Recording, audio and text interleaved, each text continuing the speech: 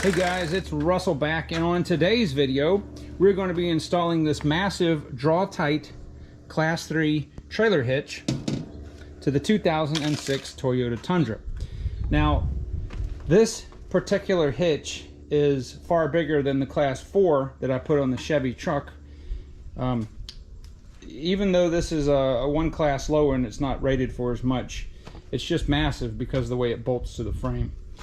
So the best thing to do is to have somebody help you lift this up into place. I don't have anybody to help me, so I'm going to show you how you can do this by yourself safely. Go to Home Depot and get you 3 of these Husky 15-foot by 1-inch ratchet tie-down straps. These are less than $2 each, and the hardware that we're going to be using is included with the kit. I got this from E-Trailer, and it comes with 4 bolts and serrated washers for the nuts that are already on the frame, and also it comes with the carriage bolts here, the washers and the nuts, and the plate that goes on top, and those will be going down. Now there is some confusion, and I even had some confusion about how this actual hitch mounts if you have the towable bumper or not. So how do you know if you have the towable bumper? Well, this has the tow package on it, but it does not have the towable bumper, and the reason is because you don't see something that looks like what we're about to install. If you have that, you'll have a receiver right here, okay, and it will bolt with this massive bracket right here. The hitch itself is going to be bolting to this hole, and there's a hole back there. And basically that's how you know that there's no towable bumper on here. If yours looks like this, okay, you do not have the towable bumper, even though you can put a ball here and use this as a bumper pull. This is not the towable bumper. So with that out of the way, I'm going to go ahead and you could remove this. I'm not going to remove the spare tire right now. I'm going to go ahead and get the ratchet straps set up, and then I'm going to show you how we will put this hitch up in there and how we'll do this safely by myself. Alright, so here I am a week later, and let me tell you guys what happened. So when I was off camera, the right side of the hitch would not line up with the frame. And what I discovered is, you see that leg right there? See how it's square? This one is slightly off.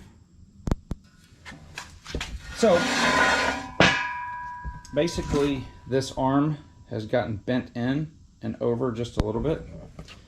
So I got a jack and a piece of wood and spread it out a little bit. But let me show you exactly what I've done. I removed the spare tire just so you guys could see it better, and instead of using the straps, what I'm going to do is I've got these twine bundles.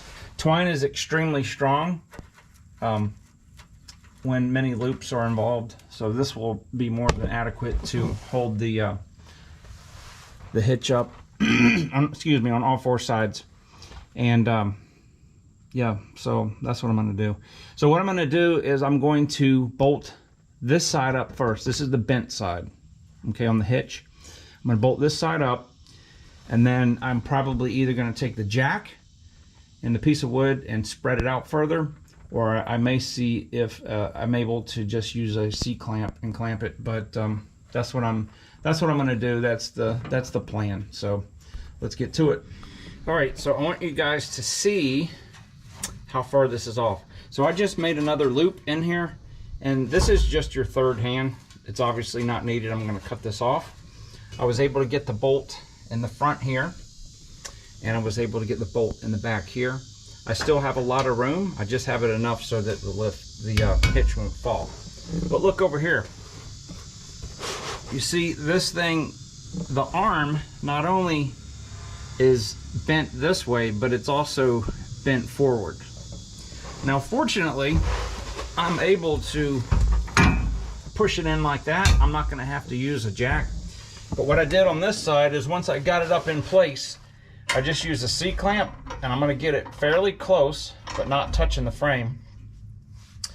And I should be able to push it, should be able to push this enough to get the bolts to line up. So, all right, so I was able to get the bolt in.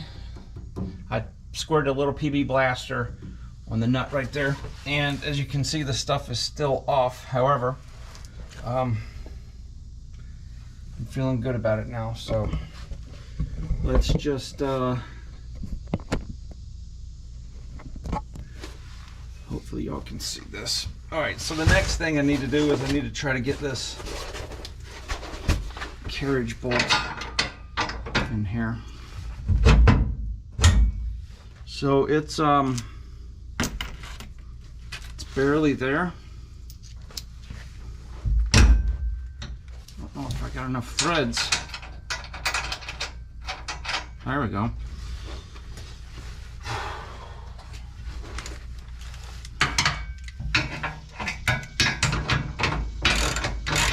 Alright, so I'm going to tell you guys that I got all the bolts in now. I'm going to tell you guys to not buy this draw-tight hitch if you've got a Toyota Tundra. And the reason is, I'm convinced that this was not bent in shipping, but it was just a manufacturing. It doesn't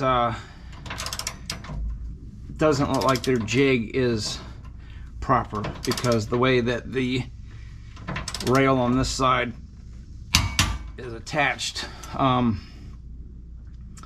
So I'm going to say not to buy this one. I would rather have had the Kurt hitch. This rail is shorter, but it also attaches to the bottom of the bumper.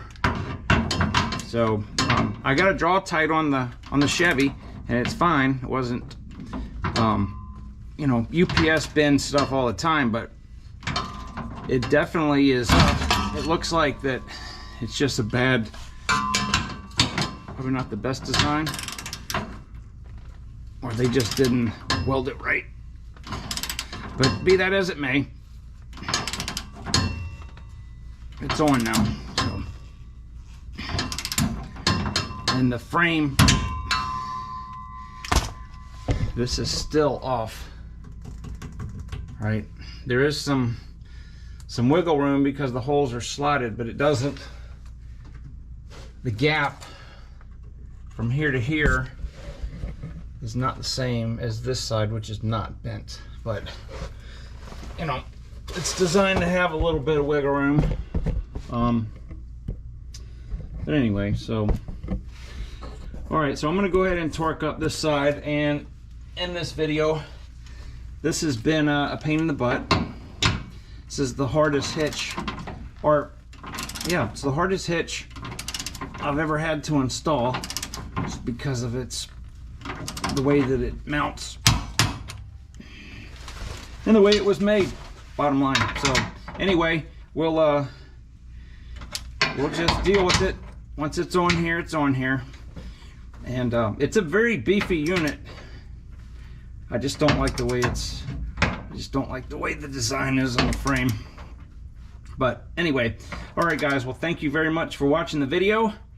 If you have an experience with this particular hitch on your Tundra, let me know, good or bad, and I will talk to you guys on the next video.